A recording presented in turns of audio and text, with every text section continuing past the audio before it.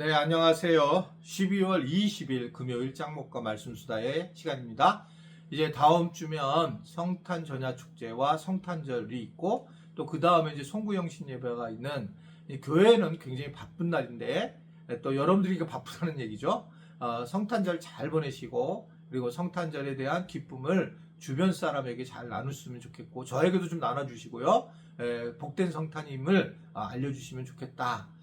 그렇게 서로에게 모두에게 우리가 소식을 전하는 것이 복음이니까 그러한 은혜를 우리가 함께 나눴으면 좋겠습니다. 오늘 주시는 말씀은 요한계시록 2장 18절부터 23절의 말씀입니다. 하나님 말씀을 보시겠습니다. 두아디라 교회의 사자에게 편지하라. 그 눈이 불꽃 같고 그 발이 빛난 주석과 같은 하나님의 아들이 이르시되 내가 내 사업과 사랑과 믿음과 섬김과 인내를 아노니 내 나중 행위가 처음 것보다 많도다. 그러나 내게 책망할 일이 있노라. 자칭 선지자라는 여자 이세벨을 내가 용납함이니 그가 내 종들을 가르쳐 꿰어 행음하게 하고 우상의 제물을 먹게 하는도다. 또 내가 그에게 회개할 기회를 주었으되 자기의 음행을 회개하고자 하지 아니하는도다. 볼지어다. 내가 그를 침상에 던질 터이요 또 그와 더불어 간음하는 자들도 만일 그의 행위를 회개하지 아니하면 근호한 난 가운데에 던지고 또 내가 사망으로 그의 자녀를 죽이리니 모든 교회가 나는 사람의 뜻과 마음을 살피는 자인 줄 알지라. 내가 너희 각 사람의 행위대로 갚아주리라. 오늘 말씀은 두아디라 교회에 대한 이야기입니다. 두아디라 교회에다가 먼저 이제 칭찬을 하는 부분은 뭐냐면 예수님을 세상에 충만하도록 한 것, 이것에 대해서 이제 굉장히 인정을 하는 겁니다. 사업이라든지 오늘 19절에 보면 사랑과 믿음과 성김과 인내 이런 것들을 했다라는 겁니다. 이 하나하나가 되게 중요한 거예요. 복음을 전하는 데 있어서 사업도 했고 사랑도 했고 믿음을 가지고 했고 성김과 했고 인내를 했다. 그래서 나중 행기가 처음 한 것보다 더 많이 했다라고 하는 것을 말씀을 하고 있는 거예요. 이게 얼마나 큰 걸까? 오히려 시간이 지나면서 더 잘하는 것이 얼마나 중요한가? 저도 이제 목회하면서 너무너무 느끼는 겁니다. 제가 더 많이 일을 한 것은 개척 때였죠. 전도도 혼자 많이 하고 젊었으니까요. 그리고 소그룹도 많이 운영하고 신방도 많이 하고 예배도 많이 하고. 그런데 제가 이제 나중에 탈진이 되죠. 처음에는 열심히 했어요. 더.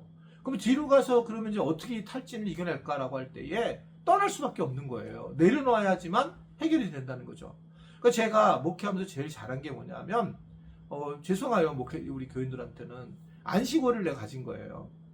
본래는 안식년을 가져야 되는데 1년씩 제가 이제 그건 또 어려울 것 같아서 안식월을 가졌는데 안식월을 가지는 사실 목회자들이 개척해서는 없어요. 거의요. 이제 큰 교회로 부임했을 때에 그 목사님이 없어도 부목사님들이 그냥 하면 이제 안식월을 가질 수 있지만 개척을 해서 여기까지 온 사람이 안식을 갖는 건 되게 쉽지 않습니다.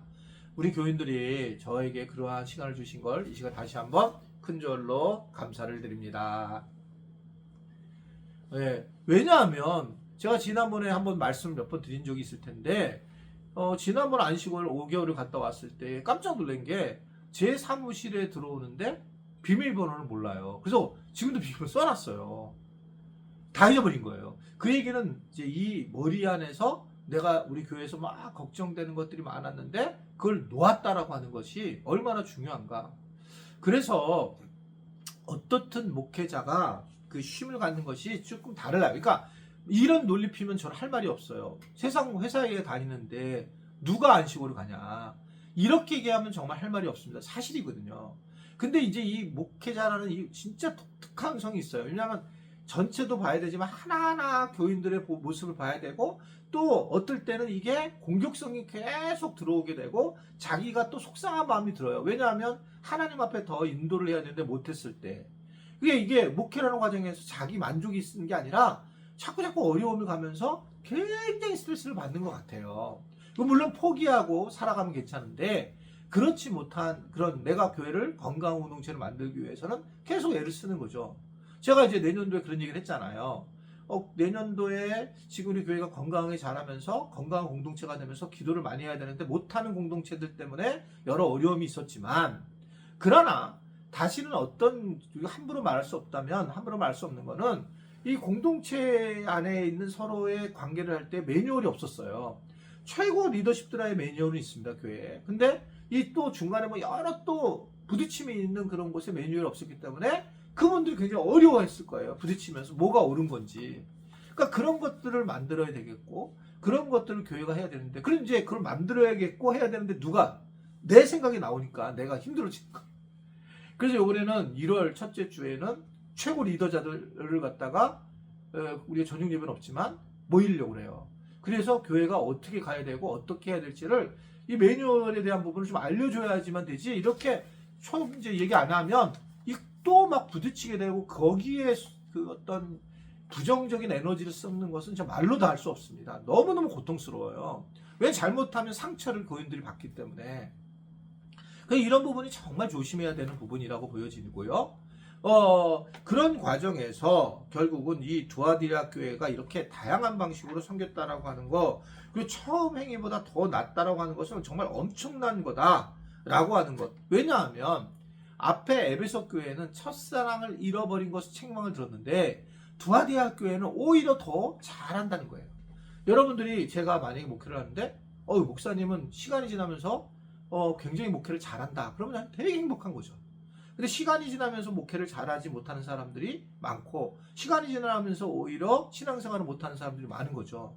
저도 이제 물론 뭐 힘이 떨어지고 뭐하고 그러면 안 되는데 어떻든 간에 제가 할 수 있는 만큼 하는 거죠. 제가 말씀드렸잖아요. 예전에는요. 저희 교회가 제가 다 했기 때문에 누가 장례를 딱 당하면 그 순원 하나가 다이렉트로 저한테 전화 왔어요. 목사님 큰일 났습니다. 아버님 돌아가셨습니다. 너무 슬픕니다. 그럼 제가 그걸 듣고 그 다음에 이제 마을장들이나 또는 부목사님한테 연락을 했어요.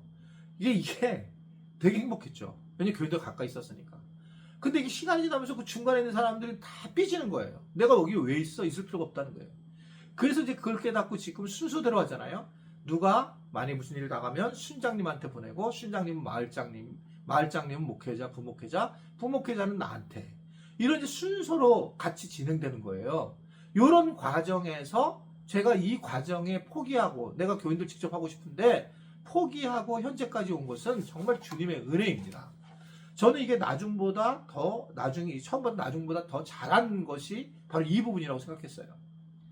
그러니까 여러분 때로는 아니 우리 목사님은 왜 나하고 더 친하지 않지라고 할 때 제가 어쩔 수 없는 거예요. 저도 더 친해지고 싶고 더 가까이 지내고 싶다. 정말 그래요. 근데 제가 몸이 그렇게도 안 되고 먹는 것도 그렇게 할 수도 없고 그렇기 때문에 항상 이 부분을 주의하면서 조절을 하게 될 수밖에 없다라는 것을 양해를 부탁을 드립니다. 그게 제가 나중에 더 잘하는 거와 마찬가지고 또 우리 교인들도 실질적으로 세월이 지나면 지날수록 전문가가 되면 전문가가 될수록 더 잘해야지. 내가 교회 일을 만약에 내가 교사로서 했는데 20, 30년 근속을 해야지. 이 교사를 하는데 내가 해보니 난 이거 싫다 힘들다 이게 아니라 시간이 지나면서 새로운 걸 개발하면서 더해 나가는 것이 중요하고 모든 것이 다 마찬가지다 라고 하는 것을 우리가 생각해 봐야 된다.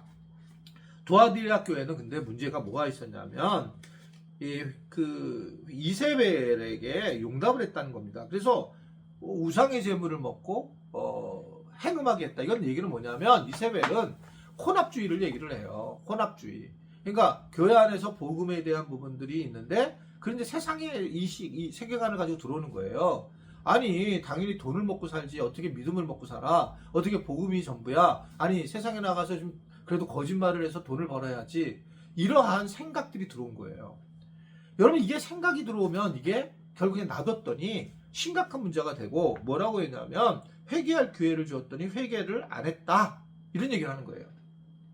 그러니까 이 혼합주의 이게 들어오면 율법주의가 들어오면 굉장히 문제가 됩니다. 내가 누구 내가 어떤 사람을 알고 그 어떤 사람을 알아서 내가 힘이 되는 것처럼 느끼는 거예요. 그러니까 가끔은 저한테 연락이 와서 담임 목사님이니까 목사님이 힘이 있으니까 이걸 해주세요라고 얘기할 때 나한테 서운해하는 거예요. 좀 생각 좀 해보세요. 제가 우리 교회를 그렇게 세우지 않았는데 제가 권위를 갖고 내가 뭐 시키면 우리 교회 하게 그렇게 안 만들었다고요. 근데 그것 때문에 삐치는 분들이 계세요.